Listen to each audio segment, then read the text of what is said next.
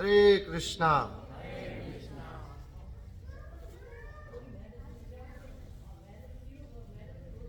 तो आज चौथे दिन के हमारे श्रीमद् भागवत के सत्र में आप सभी का स्वागत है। श्री राम स्नेही वाटिका में अपने पूर्वजों की पुण्यतिथि में कैलाश नौवाल जी की कृपा से ये श्रीमद् भागवत की जो पुण्य कथा हो रही है, इसमें आप सभी का स्वागत है। तो आइए सबसे पहले प्रार्थना में भाग लेते हैं।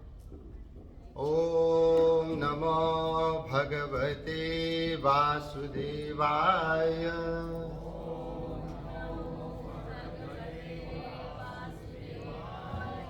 ओम नमो भगवते वासुदेवाय।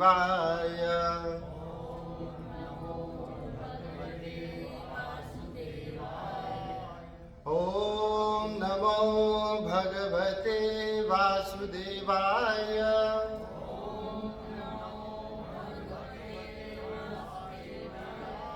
नारायणं नमस्कृत्यं नरं चैव नरोत्तमं देवीं सरस्वतीं व्यासं ततो जयमुदीरये। नष्टप्रायेषु अभद्रेषु नित्यं भागवत सेवया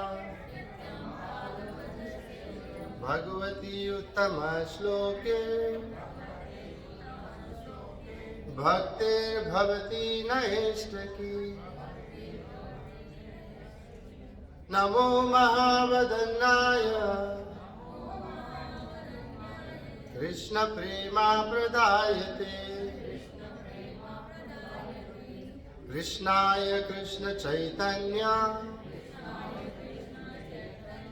नामिनी गौरतेशे नमः। कृष्णाय वासुदेवाय देवकी नंदनाय च नंदगोपकुमाराय गोविंदाय नमो नमः। जय श्री कृष्ण चैतन्य प्रभु नित्यानंद श्री अद्वैत गदाधर श्रीवासादि गौर भक्त वृंदा। हरे कृष्णा कृष्णा कृष्णा हरे हरे हरे राम राम राम हरे हरे। हरे कृष्णा।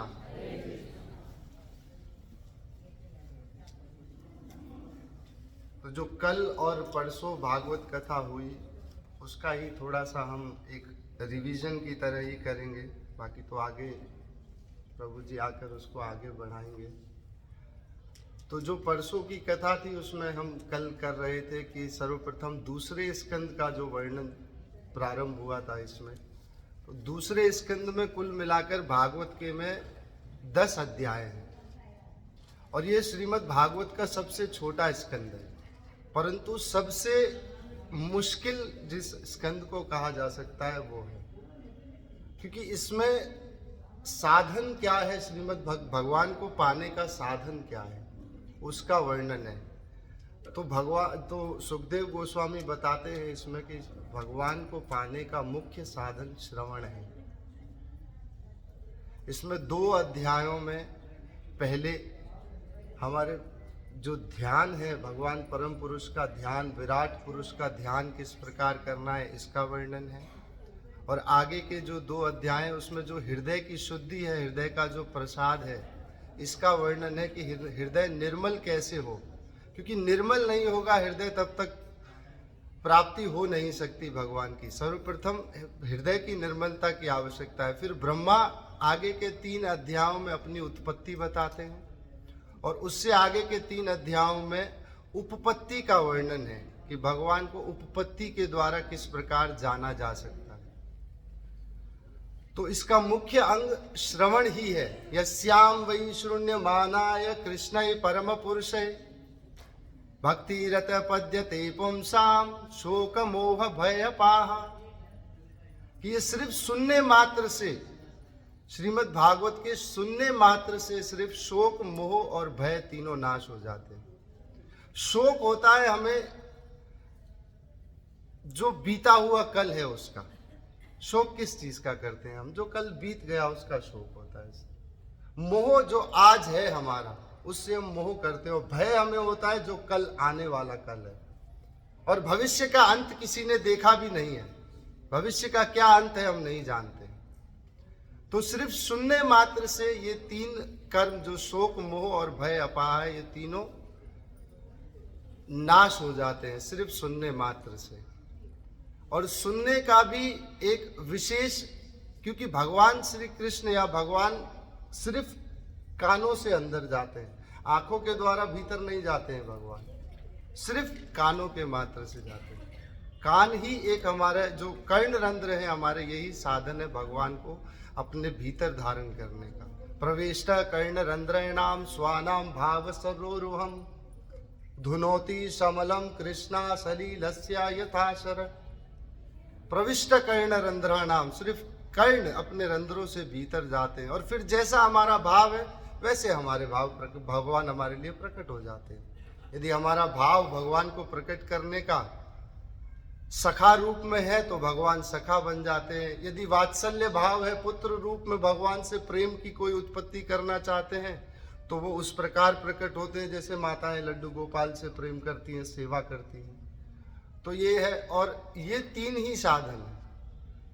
और इसी दूसरे स्कंद में जब 9वें स्कंद में आप जाएंगे तो इसमें ब्रह्मा नारद जी अपने पुत्र को अपनी जो भगवान ने उनसे जब प्राप्ति हुई, भगवान ने जब उनसे हाथ मिलाया तो इसका वर्णन करते हैं कि मुझसे भगवान ने हाथ मिलाया।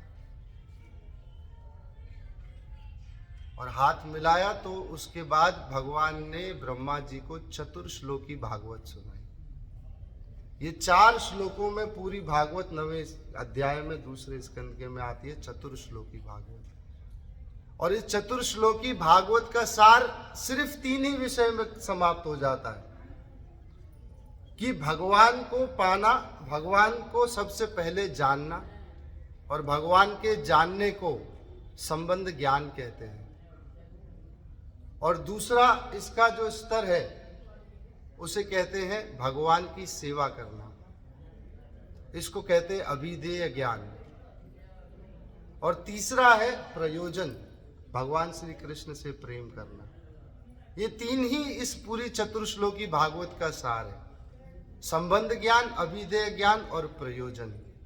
और ये तीनों ही सिद्ध होते हैं सिर्फ भगवान की भक्ति से, क्योंकि एकमात्र भक्ति ऐसी है जो वैराग्य में भी काम आती है, और भक्ति एकमात्र साधन है जो संसारिक जीवन में जीते हुए भी काम आ सकती है। और ये भक्ति सिर्फ भागवत के श्रवण से आपके हृदय में जागृत हो सकती है। इसका प्रमाण भागवत में आगे और सारे स्कंदों में आएगा। क्योंकि एक भगवान को जब तक जीवन में नहीं धारण करेंगे तब तक संभव नहीं है, कुछ भी संभव नहीं है जब तक भगवान के संबंध ज्ञान को नहीं समझेंगे। और प्रेम ही एकमात्र साधन है भगवान को जानने का। उसके अलावा आप ज्ञान से संबंध किसी तरह से भगवान को जान लें, ये संभव नहीं है। ब्रह्मेति परमात्मेति भगवान इति शब्दते, ज्ञानी इसको ब्रह्म जानते हैं। जो ज्ञान से भगवान को जानना चाहते हैं वो सिर्फ ब्रह्म के स्तर तक पहुंच पाते हैं। परमात्मा भगवान इति, परमात्मेति भगवान इति, परमात्मा, योगी इसको परमात्मा जानते हैं। जो योग की सिद्धि से पहुंचकर कहीं पहुंचते वो इसे परमात्मा जानते हैं। और भगवान इति, भक्त इसको भगवान कहते हैं। तो एक भगवान को धारण करना कितना आवश्यक है।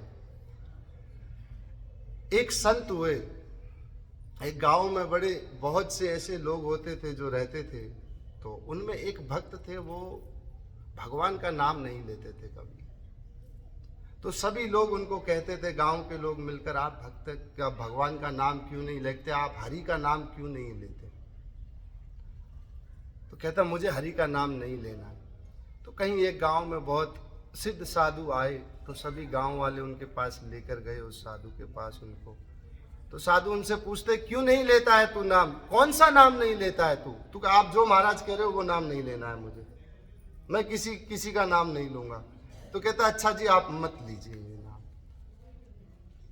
तो कहता है क्या करें? कहता तुम कुछ मत करना, अगर कोई सब्जी का ठेला दिखे तो उससे हरी मिर्ची मांग लेना, बस हरी मिर्ची मांग लेना। और साधु ही दूसरे दिन ठेला लेके हरी मिर्चियों का लेकर पहुंच गए। अब वो कहता है क्या चाहिए? बोलो ये हरी मिर्ची चाहिए। कि ठीक है ये ले लो, परंतु इस हरि बोलने के बदले मृत्यु के पश्चात अगर तुम्हें यमराज भी कुछ दे तो मत लेना। बस ये पक्का कर लो कि यमराज भी इस हरि के बदले कुछ दे तो लेना मत। समय बीता, मृत्यु हो गई, ऊपर गए यमराज के पास। चित्रगुप्त ने हिसाब देखा। जब चित्रगुप्त तो आपको बताया कंधे पर बैठकर सारा सब कुछ देखता है, सीक्रेट फोटोग्राफर है हमारा। चित्रगुप्त को वैसे कहा जाता है हमारे भीतर का चित्त, अंतःकरण। भीतर का अंतःकरण ही चित्त है। सबको पता है हम भीतर कैसे हैं, बताएं तो भी, नहीं बताएं तो भी, और नहीं जाहिर करें तो भी हमें पता है क्या। तो मृत्यु हो जाती है समय अनुसार यमराज के पास। जब चित्रगुप्त देखता है कि कुछ किया नहीं है जीवन भर, एक बार हरी मिर्ची बोला है। अब यमराज कहता है एक बार तो हरि बोला है, अब इसका क्या इसको फल दे? बोला क्या फल देगा? हरि के बदले में ले लेगा, फल मुझे कोई नहीं चाहिए। अब सारे बड़े चिंतित हो गए कि फल तो देना पड़ेगा, कर्म किया है तो फल मिलेगा, चाहे अच्छा करे चाहे बुरा। अब फल की जब बात हुई तो यमराज ने कहा हरि के बदले क्या दे सकते हैं इसे, हरि के बदले क्या दे सकते हैं? अब जब यमराज और चित्रगुप्त मिलकर फिर ब्रह्मा के पास पहुंचे कि ब्रह्मा जी एक बार इसने हरि कहा है, इसके बदले में क्या दें इसे? ब्रह्मा जी कहते हैं मुझे तो नहीं मालूम हरि के बदले में क्या मिल सकता है, इसके बदले में क्या दिया जा सकता है। अब तीनों मिलकर सारे गए शंकर जी के पास। शंकर जी के पास गए, कहते हैं हरि के बदले इनको कुछ देना है, ये ले भी नहीं रहा है, इसको दे तो क्या दे? शंकर कहता हरि के बदले तो मुझे भी नहीं पता। अब सब मिलके चले जाते हैं हरि के पास कि भाई हरि, आपका नाम एक बार हरि जपा है इसने, इसको क्या दे, ये ले नहीं रहा है। अब हरि कहते हैं देखो जी, हरि के बदले जो मिलता है उसके लिए तो शंकर, ब्रह्मा और यमराज तीनों ही लेकर आ गए, क्योंकि हरि के बदले तो हरि मिल सकता है और हरि तो इसे मिल गया। अब आप सब अपने अपने काम पे निकल जाइए, सब अपने अपने ऑफिस संभालिए। तो हरि के बदले सिर्फ हरि, एक नाम जपने से अभी 5वां स्कंद छठा जब शुरू होगा तब आप देखेंगे, जब क्योंकि खटवांग महाराज तो एक घड़ी में ही भगवान को प्राप्त कर लिया, 2 घड़ी में ही। फिर आगे जब कथा आएगी, आगे आप देखेंगे छठे स्कंद में भी कथा आएगी कि भगवान के नाम मात्र से ही कैसे उद्धार हो सकता है, इसका वर्णन है। तो हमने कहा 3 ही स्तर हैं भगवान को जानने के, संबंध ज्ञान, अभिधेय ज्ञान और प्रयोजन। प्रयोजन है प्रेम, और प्रेम ही एकमात्र ऐसी अवस्था। आपने कभी 4 पुरुषार्थ सुने हैं? धर्म, अर्थ, काम, मोक्ष। अब 4थे स्कंद में इसका वर्णन हुआ है। एक 5वां पुरुषार्थ और है, उसको कहा जाता है प्रेम पुमार्थो महान। ये प्रेम सबसे महान है, इसीलिए सभी शास्त्रों में प्रेम का कोई शास्त्र नहीं है। आप जितने शास्त्र लिखेंगे उसमें प्रेम का कोई भी शास्त्र नहीं है, क्योंकि प्रेम एक ऐसी अवस्था है जिसको ना तो समझाया जा सकता है, ना बतलाया जा सकता है। और हजारों नॉवेल्स और लाखों मूवीज भी अगर आप पढ़ ले, पिक्चर्स के ऊपर मूवीज करें, उसमें भी प्रेम पूर्णता किसी ने भी पूर्णता नहीं ली, क्योंकि हर एक का अपना है, हर एक अपने स्तर पर उसको दर्शन अपने स्वयं करता है, उसको अपने स्तर पर ही जीता है, और ये भीतर की अवस्था है। तो प्रेम बहुत भीतर की अवस्था है जिसको समझना प्रयोजन है भगवान से। और प्रेम किसी संसार में किसी और से नहीं हो सकता। दर्शन का अगर आप फिलॉसफीज पढ़ेंगे तो दर्शन का जो सार है उसमें आता है 1 और 1 मिलकर 2 होते हैं। ये गणित का सिद्धांत बोलता है, गणित का सिद्धांत है 1 और 1 मिलकर 2 हो जाते हैं। 1 और 1 मिलकर 11 हो जाते हैं, ये संगठन की शक्ति कहती है। 1 और 1 मिलकर 1 हो जाए, ये प्रेम का सिद्धांत है। 2 प्रेमी 1 और 1 मिलकर 1 हो जाते हैं। ये प्रेम का सिद्धांत है। और एक मिलकर शून्य हो जाए, ये आध्यात्म कहता है। और एक को कूटनीति कभी मिलने नहीं देती, और एक से एक को लड़ाकर राजनीति अपना सारा जो भी प्रयोजन है वो पूर्ति करती है। ये दर्शन का पूरा सिद्धांत है। तो एक से एक को मिलकर जब शून्य हो जाता है तो अध्यात्म हो गया, और एक से एक मिलकर एक हो जाए, ये प्रेम का सिद्धांत है। क्योंकि एक ही रह सकता है। प्रेम गली अति साकरी, आमे दो न समाये। प्रेम गली इतनी साकरी है, इसमें दो नहीं समा सकते, इसमें एक ही रह सकता है। तो ये दूसरे स्कंद का जो है ये सार है। फिर तीसरा स्कंद शुरू हुआ था हमारा, इसमें 33 अध्याय थे कुल मिलाकर। तीसरे स्कंद में 33 अध्याय हैं, और तीसरे स्कंद के 33 अध्यायों में शुरू के 4 अध्यायों में उद्धव जी और विदुर जी के मिलने का संवाद है। विदुर और उद्धव के इस प्रेम के संवाद का वर्णन है। और 4 से लेके 19 तक दैवीय सृष्टि और असुरी सृष्टि का वर्णन है, जिसमें हिरण्याक्ष और हिरण्यकशिपु का वर्णन है, और आदिति और दिति के पुत्रों का वर्णन है। और फिर 19 से लेके 33 अध्याय तक कर्दम मुनि और देहूति के विवाह का वर्णन है। इसमें भगवान श्री कृष्ण के दूसरे अवतार कपिल देव जी का वर्णन है, और फिर कपिल देव जी की पूरी शिक्षाएं हैं जो देहूति माता को, क्योंकि माता स्त्री जो है वो सांख्य ज्ञान को, सांख्य का जो सूक्ष्म, जो एक सूक्ष्म छोटा सा जो अंश है उसको समझने में बहुत अधिक मात्रा में संभवतः स्त्री सोच सकती है। इसलिए स्त्री को दिया, और स्त्री से भागवत भी पढ़ सकती है, बाकी 4 वेद नहीं पढ़ सकती स्त्री। तो ये स्त्री इस सूक्ष्म जो दर्शन है इसको समझ सकती है। इसका 19 से लेकर 33 अध्यायों तक वर्णन है। और फिर इससे आगे जो चौथा स्कंद प्रारंभ हुआ, जो जिसकी कथा हमने कल सुनी, इसमें कुल मिलाकर 31 अध्याय है, जिसमें धर्म, अर्थ और काम, मोक्ष, इन 4 चीजों का है। जिसमें 7 अध्यायों में शुरू के में सप्त रूपी जो सप्त तंतु यज्ञ है उसका वर्णन है दक्ष के। और फिर आगे के 5 अध्यायों में ध्रुव महाराज जी का अर्थार्थी, जो अर्थ का, जिससे आगे अर्थ कैसे पूर्ण होता है उसका वर्णन है। और 12 से लेके 23 अध्याय तक इसमें पृथु महाराज का जो पूरा चरित्र है उसका वर्णन है, और ध्रुव महाराज के वंश का और आगे वर्णन है कि ध्रुव महाराज के आगे वंश में चले। और 8 अध्यायों में जो आज आएंगे, इसमें प्राचीन वहित को जो नारद जी पुरंजन उपाख्यान सुनाएंगे, इसका वर्णन आएगा। तो ये तो पिताजी करेंगे ही। तो एक भगवान को धारण करना जीवन में कितना आवश्यक है, इसका वर्णन है। हम शून्य हैं, लेकिन भगवान अगर एक हमारे आगे लग जाएगा तो सारा का सारा हमारा संख्या ही बदल जाएगी। एक गांव में एक बड़े धनी सेठ रहते थे। अब वो धनी सेठ बड़े अच्छे धार्मिक कार्य करते थे, यज्ञ कराते थे, ब्राह्मणों को दान करते थे, सारी वस्तुएं करते थे।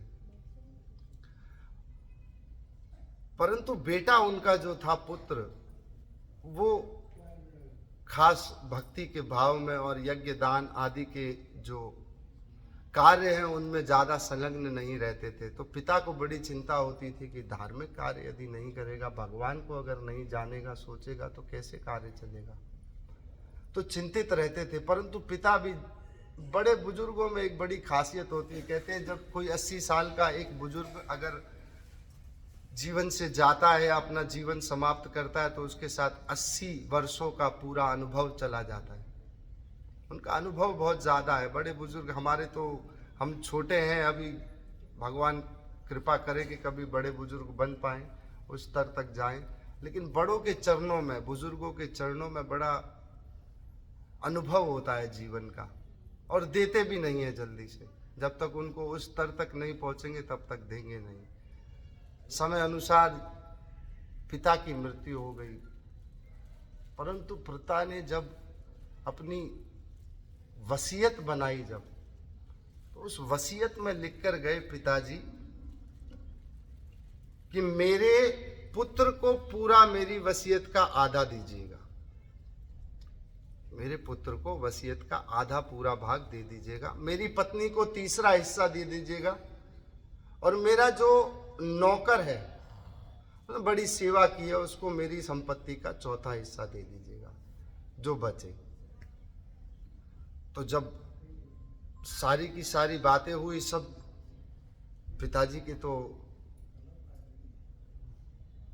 देह छूट गया, और जब वसीयत का बंटवारा होना शुरू हुआ तो सब तो बांट दिया, लेकिन आखिर में 19 ऊंट बचे। अब 19 ऊंटों का पहले तो आधा करें तो तीसरा हिस्सा हो, तीसरा हिस्सा कैसे हो 19, दूसरा हिस्सा भी कैसे हो 19 का, तो संभव ही नहीं है। तो बड़ी चिंता में सारे लोग थे, सब घूम घूम कर जब गए तो एक साधु मिले। साधु से कहा इस प्रकार है, बंटवारा करना है, हो नहीं पा रहा है, 19 ऊंटों का कैसे करें। और जब 19 ऊंटों का बंटवारा करने के लिए साधु जी भी आए, और वो भी अपना एक ऊंट लेकर आ गए। अब कितने हो गए? 20 हो गए। बोला आधा इसको दे दो, बच्चे को आधा बांट दिया। 10 रह गए, 10 का भी तीसरा हिस्सा कर दिया। चौथा हिस्सा जब 10 का किया तो कितने बचे? और आखिरी में जब 5 बचे तो 4, ये चारों जब हिस्से बांट दिए तो क्या बचा? 0। तो एक भगवान को जीवन में धारण करने से सारी की सारी समस्याओं का हल हो जाता है। इतना आसान है। हरे कृष्णा। पिताजी आ गए हैं, अब आगे इस कथा को पिताजी ही करेंगे आगे।